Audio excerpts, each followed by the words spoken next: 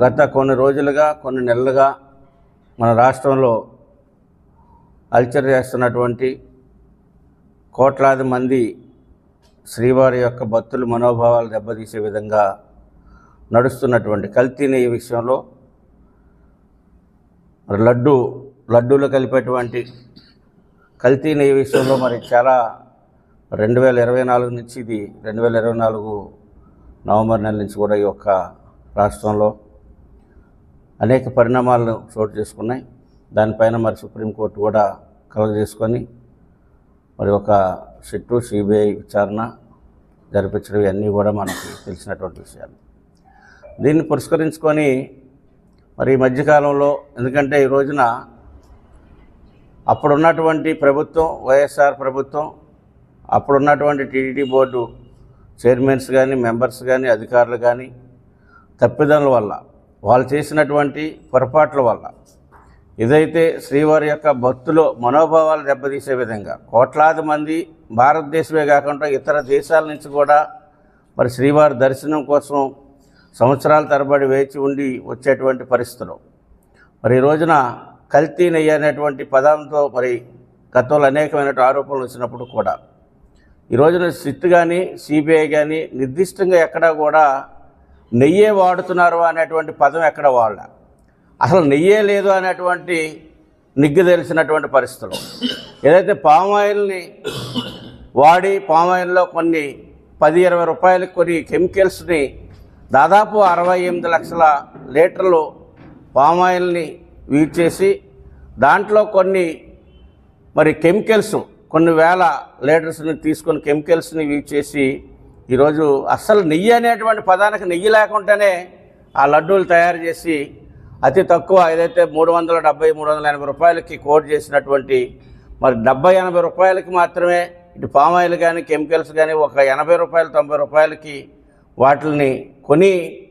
370-380 రూపాయలకి కేజీ నెయ్యి సరఫరా చేస్తామని మరి టెండర్ దక్కించుకున్నటువంటి కాంట్రాక్టర్స్ మరి దానికి ఏదైతే మత్తులో లంచాల మత్తులో ఊగుతున్నటువంటి అధికారులని మరి ఆ రోజు ఉన్నటువంటి టీటీ బోర్డులో ఉన్నటువంటి పరిపాలకులని ఆసరాగా తీసుకొని మరి ఈ రోజున మరి ఇప్పుడు నిగ్గుదేలినప్పుడు కూడా అడ్డగోలుగా బుకాయిస్తూ మేమైతే స్వచ్ఛమైనటువంటి ఆవు నెయ్యితోనే లడ్డూలు తయారు చేసాం, ఎక్కడా కూడా కల్తీ లేదు, అంతా కూడా నిజాయితీగానే చేసాం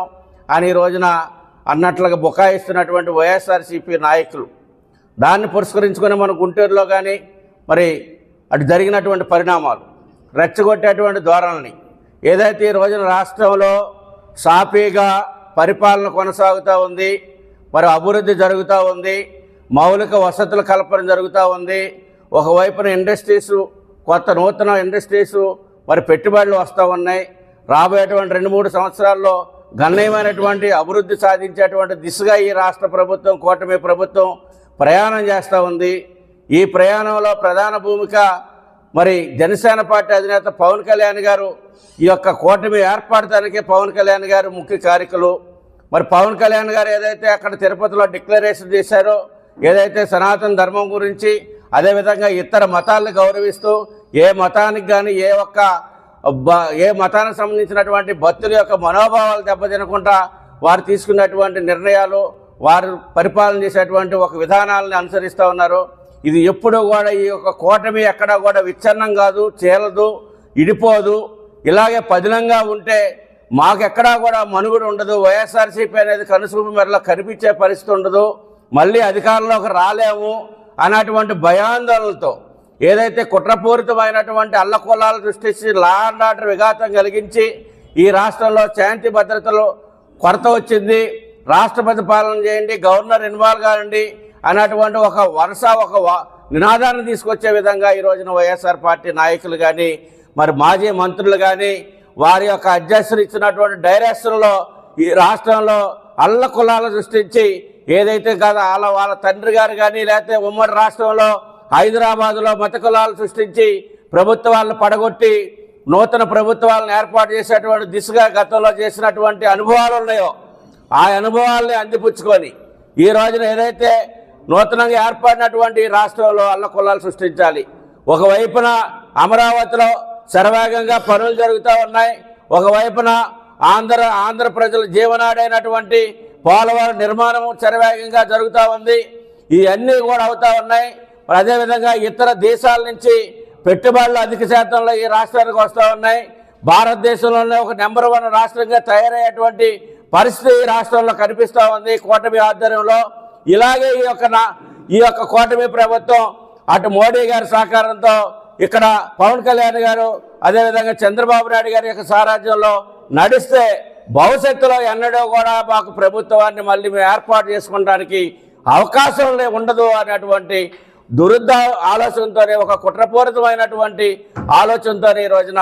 వైఎస్ఆర్ పార్టీ నాయకులు కానీ, మంత్రులు కానీ, మాజీ మంత్రులు కానీ, ఎంపీలు కానీ, వారి యొక్క శాసనసభ్యులు కానీ,